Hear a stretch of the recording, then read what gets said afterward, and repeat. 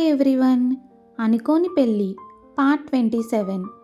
గమనిక: ఈ పాత్రలు నటులకు సంబంధించినవి కావు. ఇది కేవలం కల్పిత ప్రయోజనం కోసం మాత్రమే. ఏదైనా తప్పులు ఉంటే క్షమించండి. రేయాన్ష్ వివరించి, సహాయకులు మీ డ్రెస్సులను సెట్ చేస్తారు కాబట్టి దాని గురించి చింతించకండి అని చెప్పాడు. మరియు మాన్వి ప్రతిస్పందనగా సరే అని చెప్తుంది. ఈ ప్రపంచంలో మాన్వికు ప్రతి ఆనందాన్ని ఇవ్వాలని రేయాన్ష్ తన మనసులో నిర్ణయించుకున్నాడు. మాన్వి ఆ డ్రెస్సులు చాలా అందంగా ఉన్నాయని భావిస్తూ వాటి నుండి కళ్ళు తిప్పుకోలేకపోయింది. రేయాన్ష్ ఇవన్నీ తన కోసమే ఆర్డర్ చేశాడనే ఆలోచనతో మాన్వి నిశ్శబ్దంగా దేవునికి కృతజ్ఞతలు తెలుపుకుంటుంది. అదే సమయంలో మాన్వి ఇక్కడికి రా అని కింద నుంచి రేయాన్ష్ తండ్రి చాచు పిలిచారు. అలాగే రేయాన్ష్ అల్మారాలోంచి బయటకు వస్తాడు. వస్తున్నాను అని మాన్వి సమాధానం ఇచ్చి ఇద్దరూ కలిసి కిందకి వెళ్తారు. అక్కడికి చేరుకున్న వెంటనే మాన్వి షాక్తో స్తంభించిపోతుంది.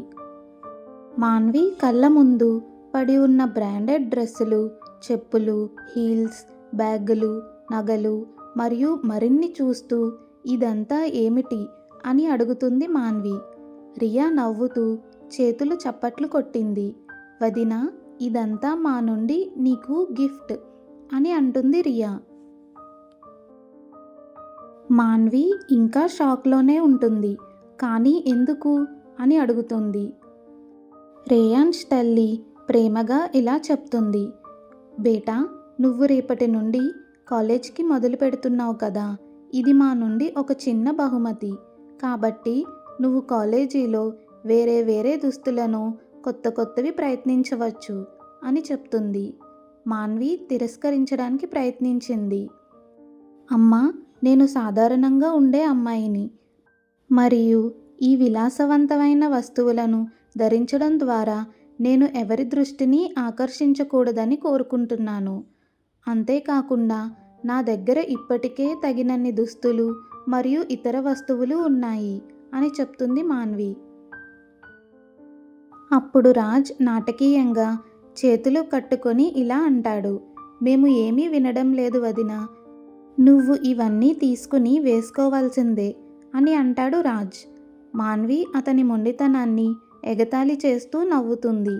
చివరికి మాన్వి చిరునవ్వుతో సరే, మరియు వీటన్నిటికీ చాలా ధన్యవాదాలు అని అంటుంది మాన్వి. రాత్రి భోజనం తర్వాత అందరూ తోటలో కూర్చొని మాన్వి కాలేజీ మొదటి రోజు కోసం చిట్కాలు చెబుతూ ఉంటారు. చాచు దృఢంగా ఇలా అంటారు. ఎవరైనా నీకు నచ్చనిది ఏదైనా చెబితే వారిని కొట్టండి, మిగతాది నేను చూసుకుంటాను అని అంటారు. ఆ మాటలకు మాన్వి నవ్వు ఆపుకుంటూ తల ఊపుతుంది. రాజ్ మరింత నమ్మకంగా చెప్తాడు. మరి వదినా, మేము ముగ్గురం ఎల్లప్పుడూ నీతోనే ఉంటాం కాబట్టి నువ్వు అస్సలు ఆందోళన చెందాల్సిన అవసరం లేదు అని రాజ్ మాన్వితో అంటాడు. మాన్వి మళ్ళీ తల ఊపుతుంది. రేయాన్ష్ తల్లి ప్రేమగా మాట్లాడుతూ, చదువు గురించి ఒత్తిడికి గురికాకు నా కోడలా. పరీక్షలో నీకు తక్కువ మార్కులు వచ్చినా నేను నీ కోసం ఉన్నాను. అంతేకాకుండా కాలేజీ ఎలాగో మీ మావయ్య గారిదే అని అంటుంది రేయాన్ష్ తల్లి. ఆ మాటలకి అందరూ నవ్వుతారు. రేయాన్ష్ తండ్రి కూడా ఇలా అంటారు. ఆమె చెప్పింది నిజమే, నేను కూడా నీ కోసం ఇక్కడే ఉన్నాను, దేని గురించి చింతించకు అని అంటారు. మాన్వి మొదటి రోజు స్కూల్కి వెళ్తున్న పిల్లలా తల ఊపుతూ ఉంది. ధర్మ్ ఇలా ఫిర్యాదు చేస్తాడు. నువ్వు మాకు ఎప్పుడూ అలాంటిదేమీ చెప్పలేదు కదా నాన్న అని అంటాడు. ఆయన అతన్ని నిర్లక్ష్యంగా విస్మరించాడు. జై వెంటనే ఇలా చెప్తాడు.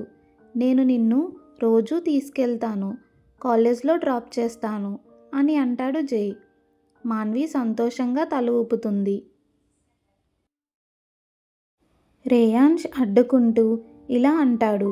అవసరం లేదు, నేను మాన్విని డ్రాప్ చేస్తాను అని అంటాడు.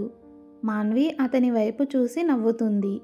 అయితే నాన్న వెంటనే ఆపేశారు. వద్దు, నువ్వు వెళ్ళడం లేదు, మాన్విని డ్రాప్ చేయడం లేదు అని అంటారు రేయాన్స్ తండ్రి.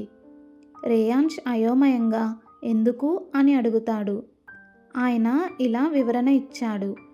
నీ కారు గురించి, నువ్వు తీసుకెళ్తున్న డజన్ల కొద్దీ బాడీగార్డుల గురించి నగరమంతా తెలుసు. నువ్వు నా యువరాణిని డ్రాప్ చేస్తే అందరికీ మాన్వి ఎవరో తెలిసిపోతుంది అని అంటారు రేయాన్స్ తండ్రి. అమ్మ కూడా ఆ మాటలకు ఒప్పుకుంటుంది. నాన్న చెప్పింది నిజమే, జై మాత్రమే మాన్విని డ్రాప్ చేస్తాడు అని అంటుంది రేయాన్స్ తల్లి. ఆ మాటలకి రేయాన్స్ చిన్న పిల్లాడిలా ముఖం పెట్టుకుంటాడు. తర్వాత అమ్మ అందరినీ నిద్రపోమని పంపించింది. మాన్వి తన గదికి వెళుతున్నప్పుడు ఇంటి గుమ్మం దగ్గర జై మరియు రియా నిలబడి ఉండడం గమనించింది. వాళ్ళు ముద్దు పెట్టుకోబోతున్నట్లు కనిపించింది. మాన్వికి నవ్వు ఆగలేదు. మాన్వి కాళ్ళు నెమ్మదిగా అడుగులు వేస్తూ వాళ్ళ దగ్గరికి వెళ్తుంది. వాళ్ళు ఇంకా కళ్ళు మూసుకుని ముద్దు కోసం వంగి ఉన్నారు.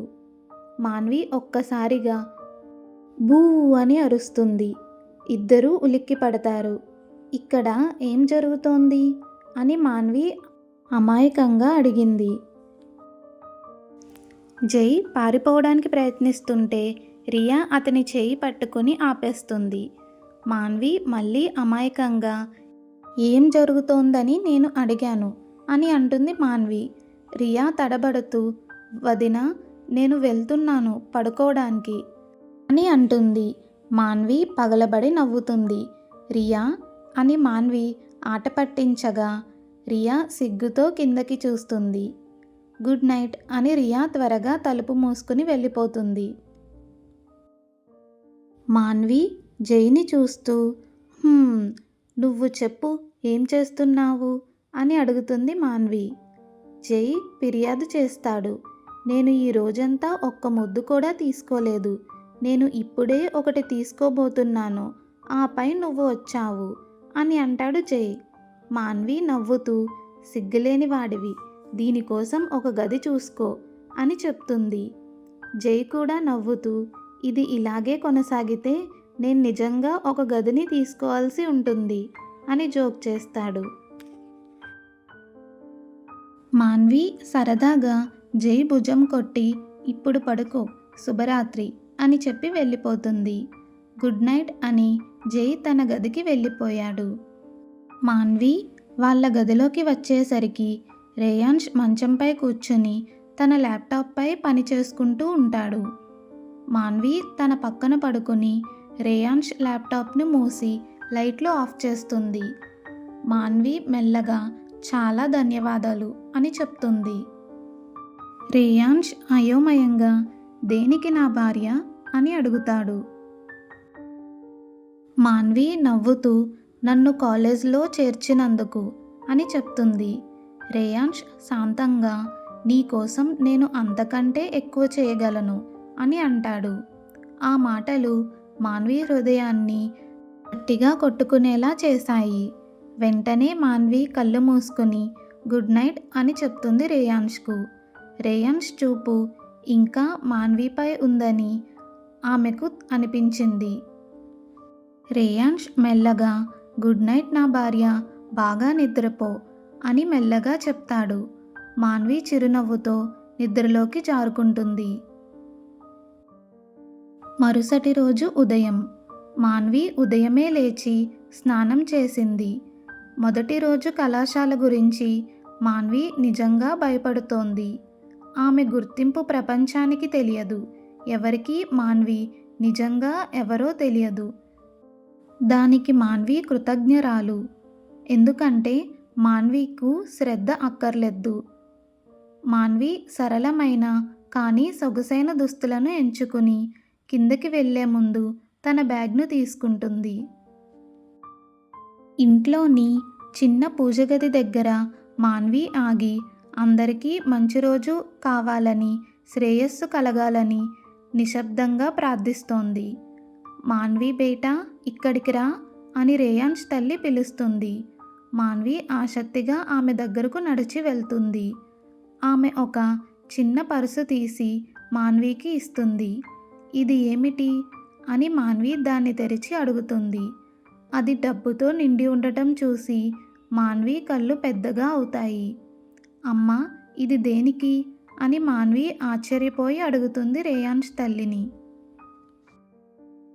నేను నీ తల్లిని మరియు నా కూతురిని జాగ్రత్తగా చూసుకోవడం నా బాధ్యత అని ఆమె మౌనంగా చెబుతుంది. ఆమె సున్నితమైన స్వరంతో మాన్వీను చూస్తూ ఉంటుంది. ఆమె వెచ్చదనం మరియు శ్రద్ధ చూసి మాన్వికి ఆనందంతో నవ్వు వస్తుంది. ఇది మాన్వీను ఎప్పుడూ భారంగా చూసే తన సొంత తల్లిని గుర్తు చేసింది. ఆమె దగ్గర చాలా డబ్బులు ఉండేవి, కానీ ఆమె ఎప్పుడూ మాన్వీకు పాకెట్ మనీ ఇవ్వలేదు. తన సొంత తల్లి ఎప్పుడూ అత్తగారిలా చూసుకోలేదు. ఈ క్షణం భిన్నంగా అనిపించింది మాన్వీకు. చాలా స్వచ్ఛమైనది. మాన్వి పొంగిపోయింది. అమ్మను గట్టిగా కౌగిలించుకుంది. ఆమె మాన్వి వీపును ప్రేమగా తట్టింది. నా కోడలా, జాగ్రత్తగా వెళ్ళిరా అని ఆమె అంటుంది మరియు మాన్వి తల ఊపుతుంది. మాన్వి హృదయం కృతజ్ఞతతో నిండిపోయింది. అల్పాహారం తరువాత చివరికి మాన్వి కళాశాల మొదటి రోజు వచ్చింది. కుటుంబం మొత్తం మాన్విని పంపించాలని నిర్ణయించుకున్నారు. మాన్విను నిజంగా ప్రేమిస్తున్నట్లు అనిపించింది. వారు అందరూ చాలా ఖరీదైన కారులో కూర్చున్నారు మరియు మాన్వి కాలేజీ వైపు బయలుదేరింది. Next part continuous.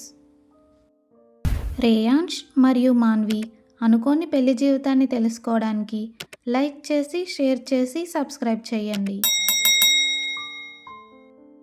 Thanks for watching.